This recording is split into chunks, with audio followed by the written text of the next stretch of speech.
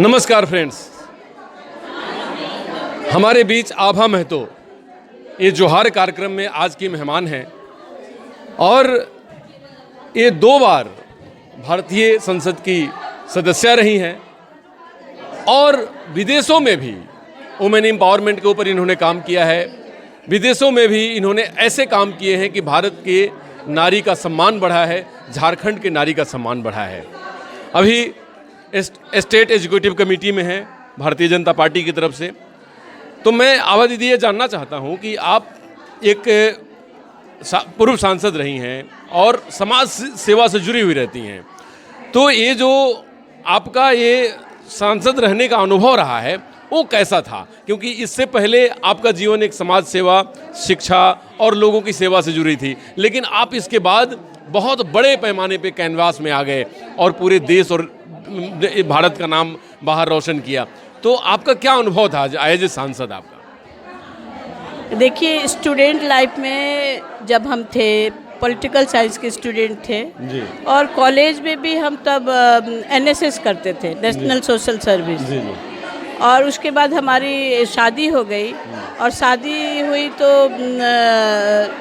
शैलेंद्र महतो जी से हुई, जो पॉलिटिक्स में थे पहले से ही और झारखंड आंदोलन से भी जुड़े हुए थे।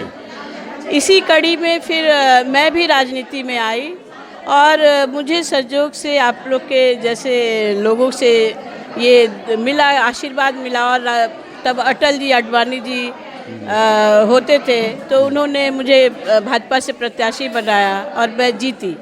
मेरे जीतने के बाद मुझे ये गर्व है कि जो बहुत दिनों की जो मांग थी झारखंड अलग राज्य की, जिसके लिए काफ़ी लोग आंदोलन किए, जिसमें मेरे पति भी थे जी। और उन्होंने 17 साल के उम्र से ये आंदोलन शुरू किया।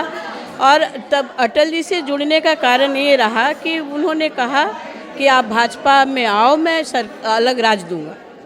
और ये मेरा किस्मत है कि हम भाजपा में आए और सांसद बने। और जब बिल पास हो रहा था झारखंड अलग राज्य का, तब हम संसद में उपस्थित थे और बहुत जद्दोजहद के बाद बिहार और झारखंड अलग अलग हुआ, लेकिन हम लोग दोनों प्रेम से रहते हैं और सभी का विकास हो, ये आज भी मेरा मोटो रहा है। उस बीच में जो महिलाओं की बात है, जो आज मैं इनर व्हील ज्वाइन की हूँ, वो महिला के प्रति मेरा शुरू से ही एक ये था कि मैं उनके लिए कुछ करूं। अगर मैं कहीं भी उस जगह पे पहुंचती हूं तो उनके लिए कुछ करूं।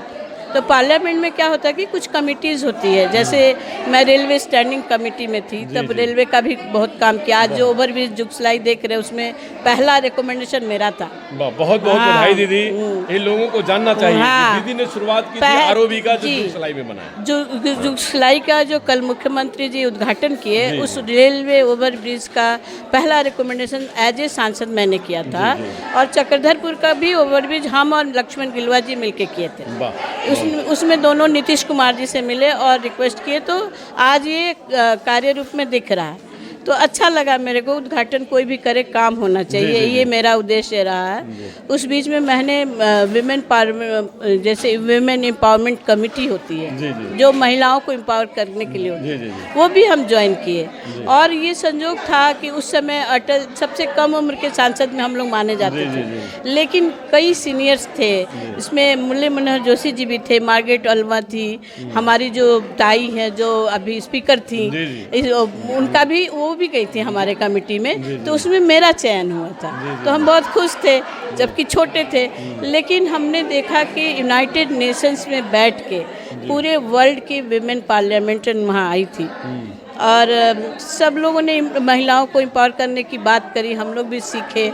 और वहाँ एक बड़ा सा महिलाओं का जो होता है, जो हमसे पूछा गया, सब लोग पूछ रहे थे कि ये व्हाट इज़ दिस, सिंदूर और बिंदु। तो हम बोले ना कि this is my marriage symbol. बोला ये कैसे हो सकता है, शादी का भी सिंबल होता है, क्योंकि पूरे वर्ल्ड की महिलाएं थी। तो हम और बांग्लादेश की एक महिला थे और हमारे इंडिया की थी, कुछ लोग ही सिंदूर पहनने वाले थे। तो ये अनुभव हुआ। लेकिन हमको दुख इस बात का है, आज मैं इनर व्हील ज्वाइन की हूँ। सांसद रहते हुए हमें ये लगता है कि हम बहुत कुछ किए, लेकिन अभी भी लगता है कि बहुत कुछ बाकी है जो महिलाओं को करना है। और महिलाओं को इसलिए करना है कि आज जो घोर कलयुग कह सकते हैं, या जो अशांत वातावरण बन रहा है भारत में, जो कहीं ना कहीं हमारे भारत को नुकसान कर रहा है। हम पाश्चात्य सभ्यता को अपना करके हम अपनी संस्कृति खोना नहीं चाहते हैं। और भारत तो देवभूमि है, यहाँ तो हर माँ को माँ के रूप में देखा जाता है, बहनों को बहन के रूप में देखा जाता है। तो आज जो महिलाओं पे इतनी एट्रोसिटी हो रही है, इतना अत्याचार हो रहा है, उसको कैसे सुधारा जाए? और ये महिला ही कर सकती है। पुरुषों को भी, अगर वो मेरा भाई होता है, वो मेरा बेटा होता है, वो मेरा पति होता है, वो महिला के सानिध्य में ही वो पलता है। तो मेरा भाई अगर पल रहा होता तो हम भाई को सिखाएंगे कि बेटा भाई देखो ये गलत और ये सही है, तुम इसको सही रास्ते पे ले चलो। अगर बेटा है तो मैं ये कहूँगी कि बेटा देखो महिलाओं के प्रति, बहनों के प्रति, स्त्री के प्रति तुम्हारा क्या सम्मान होना चाहिए। ये हमारा भारत का संस्कृति है। और हम कितना भी अपने को ये कह ले वेस्टर्न कल्चर में ढाल ले, वो भारत को सूट नहीं करेगा। चाहे आप देखिए डिवोर्स का मामला देखिए आज क्यों हो रहा है। इतना हम फ्रीडम देंगे महिलाओं को, लेकिन इतना हमको फ्रीडम देना है जितना में हमारी भारत की संस्कृति, भारत की सभ्यता और भारत का सामाजिक संरक्षण जो हमारा मूल है वो ना बिगड़े। और उसमें हम महिलाओं को ही आगे आना होगा। और तब हमको लगता है, जैसे आज हम बहुत सारा इनर व्हील है और भी संस्थाएं हैं जो काम कर रही हैं महिलाओं के लिए, तो पहला हमें ये करना है कि महिलाओं को एम्पावर करने के लिए, महिलाओं को सशक्त बनाने के लिए सबसे पहले एक सुसंस्कृत और क्या बोलेंगे उसको, माने जागरूक और हिम्मती महिला अपने को बनाना होगा। तब हम किसी को सिखा पाएंगे। और ये नहीं है कि गांव की महिलाएं कब समझती है, शहर के ज़्यादा समझते हैं, ऐसा भी नहीं है। हर महिला वर्ग में हम जाएंगे, कहेंगे, बताएंगे कि पहला तुम अपना हक समझो। तुमको अगर कोई भी पुरुष प्रताड़ित करता है, ये कहने की बातें हैं। देखिए मैं कहूँगी कुछ बातें वो चर्चा में आ जाएगी। हर वक्त पुरुष नहीं करते हैं, हम महिलाओं का भी कहीं ना कहीं गलती होती है। तो अगर ये बातें महिलाएं ही महिला को समझाएगी कि देखिए इस गलती से ये सामाजिक संरचना बिगड़ रहा है, इसमें आपको इस स्थिति में इस तरह का निर्णय लेना होगा। ये हम बच्चों को सिखाएंगे, बहनों को सिखाएंगे, बेटियों को सिखाएंगे, तब जाके हम एक अच्छा समाज का और एक क्या बोलेंगे, एक परिवार का, एक अच्छे समाज का, एक अच्छे देश का निर्माण कर पाएंगे। नारी शक्ति तो शुरू से अव्वल रही है। आज हम देव युग की बात कर ले या इस युग की बात कर ले, आज हमारी वित्त मंत्री देखिए सीतारमण जी हैं, तो राष्ट्रपति महिला जो भारत की प्रथम महिला, और वो कहीं हार्वर्ड यूनिवर्सिटी से पढ़ के नहीं आई, एक ग्राम से आई है। मेरा ये सौभाग्य है कि जब वो पहला एमएलए बनी तो मुझे प्रभारी बनाया गया था, मेरे और मेरे पति को, रायरंगपुर में। उनको जिताने के लिए विनोद खन्ना जी, हेमा मालिनी जी आए थे, हम लोग मंच साझा किए और मैं 4 दिन रही थी जब पहला एमएलए बनी। तो हम लोग का बहुत ही इंटीमेसी है उनसे, और आज गर्व है हमें कि उस गली से हमारे भारत सरकार की कहिए, हमारे प्रधानमंत्री जी का कहिए, हमारे पार्टी का ये सोच है, महान सोच है। हम चाहेंगे कि सभी पार्टी महिला के बारे में इतना सम्मानजनक उनको सम्मानजनक जगह पे लाए, ताकि वो समाज का, अच्छे समाज का निर्माण करें। दीदी जैसा कहने का मतलब कि मर्यादा में सब लोग रहे। बात है कि 1932 खतियान जो अभी लागू हुआ है, अभी की सरकार झारखंड में लागू की है, इससे मैं कई एक समाज में देखता हूँ कि समाज में थोड़े से टूटने के माने अंदेशा दिखाई दे रहा है। मतलब समाज में कहीं प्रेम, कहीं सद्भाव, कहीं एकरूपता जो बनी हुई है और बनी हुई थी, उसमें कहीं ना कहीं हमको लगता है डेंट लगने की स्थिति तो नहीं आ जाएगी, क्योंकि 1932 फिर कई एक लोगों का कई एक साल का मांग है कि भाई हमारे इस साल से मांगना चाहिए। तो इस पर क्या कहेंगे आप? मतलब ये तो बड़ी कंट्रोवर्शियल इशू हो गया है ये। नहीं देखिए, जहाँ तक झारखंड का बात है ना, ये कन्फ्यूजन है लोगों में। जैसे हमारे मुख्यमंत्री जी कल आए थे और उन्होंने जोहार झारखंड, खतियानी जोहार किया है। इसमें भी कुछ टेक्निकल बातें हैं जो सबको समझ नहीं आ रहा, जो हेमंत बाबू या हमारे पार्टी के लोग ही नहीं समझ पा रहे हैं, हम समझा नहीं पा रहे हैं। खतियानी क्या होता है या डोमिसाइल क्या होता है, इससे किसी को भी डरना नहीं चाहिए। ये स्वस्फूर्त होता है। जब बिहार से झारखंड अलग हो रहा था, राज्य पुनर्गठन आयोग का नॉर्म्स एंड कंडीशंस है, परिस्थितियां हैं कि इस परिस्थिति में ये अलग राज हो रहा है तो ये अधिकार के साथ हो रहा है। छत्तीसगढ़ और उत्तराखंड में ये हो गया क्योंकि हम वहाँ के नागरिक हैं, हम यहाँ के हैं, हम इतने दिन से यहाँ हैं, हम इतने दिन से यहाँ हैं, उसमें प्रॉब्लम तो था ही नहीं। जो बिहार का जो डोमिसाइल है, बिहार का जो खतियानी है, जो लास्ट सर्वे सेटलमेंट है, उसको मानना चाहिए। कई जगहों पे सर्वे ही नहीं हुआ तो 1932 का हम कैसे मान सकते हैं? 1964 भी हुआ है लास्ट, उसको भी मानना पड़ेगा ना। तो अनप्रैक्टिकल चीज़ें कह के हम राजनीतिक लाभ नहीं ले सकते हैं। प्रैक्टिकल में आना होगा, तथ्य के साथ आना होगा, और जो सर्वे सेटलमेंट का लास्ट सर्वे होता है वो माना जा सकता है। और वो जो बिहार में हुआ था, बिहार के रहते ही हुआ था, तो जो बिहार में है झारखंड में कर दो फिलहाल, उसके बाद आप बनाइए, इसमें तो टेंशन का कोई बात ही नहीं है। जी। लेकिन ये सरकार जो जिस तरीके से लोगों में बातें रख रही है, बाहरी भीतरी कुछ ऐसी बातें भी सुनने को मिल रही है जो कि हमको लगता है कि ये थोड़ा अच्छा नहीं है हमारे इस मजबूत झारखंड के लिए। देखिए, ये तो बात आनी ही नहीं चाहिए कि बाहरी और भीतरी।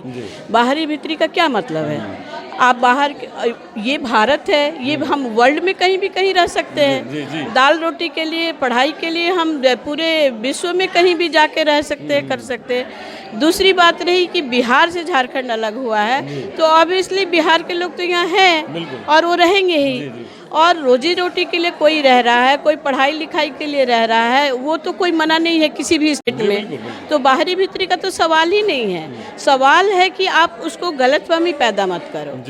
ये जमशेदपुर जिस जगह में हम बैठे हैं, आप देखिए इतनी सारी महिलाएं यहाँ बैठी है, ये हर स्टेट की है यहाँ पे।